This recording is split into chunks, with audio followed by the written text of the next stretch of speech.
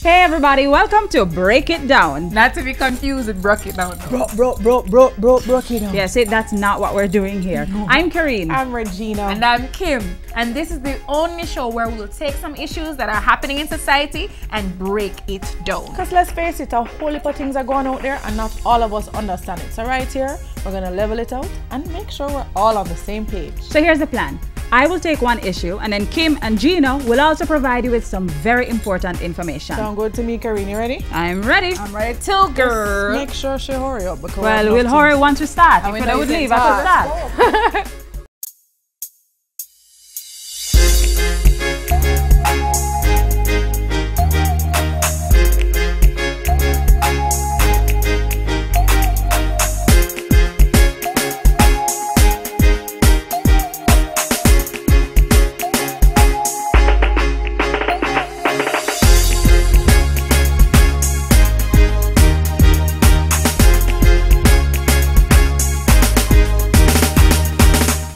Everybody's been talking about this IMF. Some of us have a general idea what it is, but enough of we don't understand what it's really about. So, since it's important and it affects all of us, we just gotta break it down. First of all, IMF is short for International Monetary Fund. It started in 1944 when representatives from 45 governments met and came up with the idea.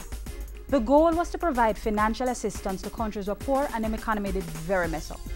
Right now, they have about 186 countries that are members, and apart from lending money, they also want to help with international trade, reduce poverty, encourage high employment and economic growth, and foster global monetary cooperation.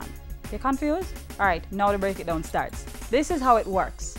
The member countries give money, kind of like a partner when you throw your hand, and when a country comes into problems, them get for borrow little, just like in a partner when you get a draw. But in return, the country that borrowed the money has to agree to certain terms and conditions that the IMF thinks are important. Plus, them have to pay back the money in good time. So say for instance, my friend Donna decides she needs a little money to expand her wholesale.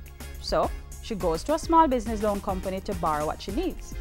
When she got to the loan company, them tell her to bring in her account so they can see how her business is working and whether she'll be able to pay back the loan. After they review the wholesale accounts, them say, alright, them are gonna lend Donna the money, but only if she agrees to certain terms and conditions. So them, the small business loan company, said that if Donna really want the money, she have to report all the goods that she buys every week, report all the goods that she sells every week, let them know every single thing that she spends money on at the wholesale, and every week she has to give them back a little of the money from what she sells. Also, since Donna used to pay herself $120,000 per month, now she can only pay herself $100,000. Now our friend Donna can decide whether she's going to accept these terms and conditions or whether she's going to try something different. Either way, is the loan company a hold the handle of the knife and poor Donna a hold the blade.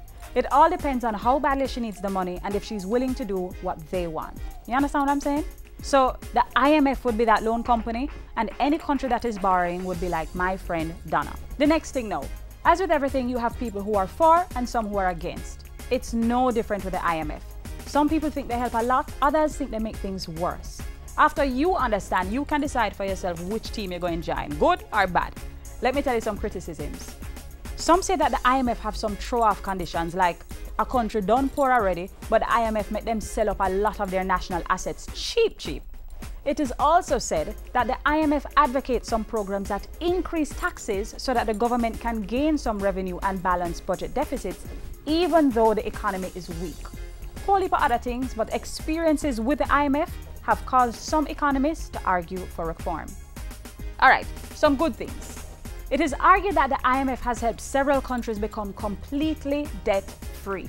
They have also helped countries become more fiscally responsible in terms of how they spend the country's money. So that's basically what the IMF is. When you keep hearing about it in the newspaper or on the news, it's basically just updating us on whether we're meeting the requirements or failing miserably. That's it. I am done. Kim, you're up. Yay! Time to break it down for you shoppers, meaning you, and you too. Whether it's a supermarket, a wholesale, or a fancy store, of course, you know. We have all gone into a store at some point and have seen a sign that says, no refund, no exchange. But a fool, the people that might take you for. Let me be clear on something. A lot of store owners put this inside of their stores to protect themselves. from somewhere way we might try to journal them. But the reality is, we as consumers, we have certain rights and we need to be protected. So let me break it down. There's this thing called the Sale of Goods Act. And what it basically says is that if you go and you buy soap and it's not in any good condition and why you never did know, or it mashed up too quick and it's not your fault, you have the right to fix the situation. It means you have the right to get your refund, which is when you give them back the goods and then give back your money. Or you can exchange it to one that is more your liking. Let me be clear though, people. It don't mean say if you go and you buy something, you go home and you say, boy, I don't want it again, you can just bring it back. It don't work so. If what you have purchased does not work, or if it's not of reasonable quality, then you're entitled to get your refund or your replacement, whichever, I don't know, you know. But here it is. You as a consumer, you have certain rights and responsibilities as well. Like one, you have to inspect your goods properly before you buy them. No fun, you don't do it. You can't just walk in a store blind and just pick up things. You have to check out your goods properly before you purchase. Two, try not to buy items without a warranty, especially on blenders and toasters and those types of small appliances. You'll need that just in case something goes wrong. Three, you must ask the salesperson specific questions about the quality of the item. Like, will this blender blend my ice? Corny question, but it works. Then write down the salesperson's name and description just in case you have to go back to that store. And finally, you need to keep your receipts. It's the only real way to prove that you bought that item from that particular store. Simple as ABC Max, you know. Oh, and another thing. If you go into a store and they tell you that something is wrong with the item and you go buy it anyway, maybe the discount they fool you, I don't know. If something goes wrong, it's your problem. Sorry, you knew what the issues were before you bought them. So now, if something goes wrong with the item that you bought, you should report it to the seller immediately. Not tomorrow, not next week, today.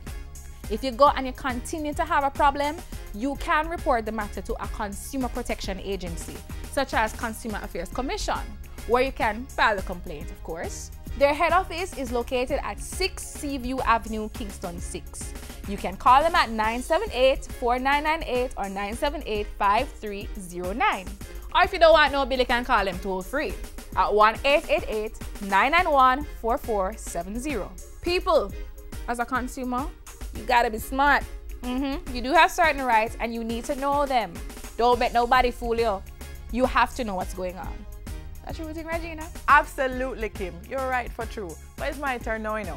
And today we're going to talk about Jamaican proverbs. Some of us don't know them. Some of us know them and don't know what they mean, which is kind of sad because we could really use those nuggets of wisdom found in all of these proverbs in our everyday life. So please, allow me to break it down. All right, so this week I'm going to be looking at the proverb that my grandmother used to always use. I want to say rest in peace, moms. She used to say, alligator lay egg, but him not foul. So an alligator is clearly not a chicken, right? But him lay egg like a chicken. So this is basically saying that people and things may be similar, but it don't mean they're the same thing. After all, things aren't always as they seem. So when you meet somebody now, and they have similar traits as someone else you may know, don't bother rush and make a judgment and say him is this, him is that. You have to give them a chance. Get to know them properly before you make a decision. Try not to judge someone just because of where they live, where they may come from, what they look like. Just because you had an experience with one type of person, it doesn't mean that it's going to be the similar experience with everybody else you meet. Just because they might be alike. In fact, they may seem alike on the surface. But when you really take a closer look, they're completely different. They might even be better. Remember, things aren't always as they seem. So pre what you say before you start chat. Alligator lay egg, but you're not foul. Take my time run out to tell them. Karine, what you say? Yes, Regina, you're out of time, and so are we. We really hope you learned something today. Yeah, I know you don't want to feel like you're in school or anything, but this is your country and you have to know what's going on. Absolutely, and we're more than willing to give you the information that you need. So if there's anything going on that you don't understand, send us an email and we can break it down for you. Just email us at breakitdownplease@gmail.com. And we'll see you next week when we have some new things to break down. So until then, walk good. Walk good? Really? What's wrong with that? There's no way she said that. Who says walk good? I don't know, but if you're going to walk good, you better ride good, run good, you walk good. Be good. It's all good. Walk good and show us. Walk good. Yeah, you walk. Yeah, walk good. Yeah.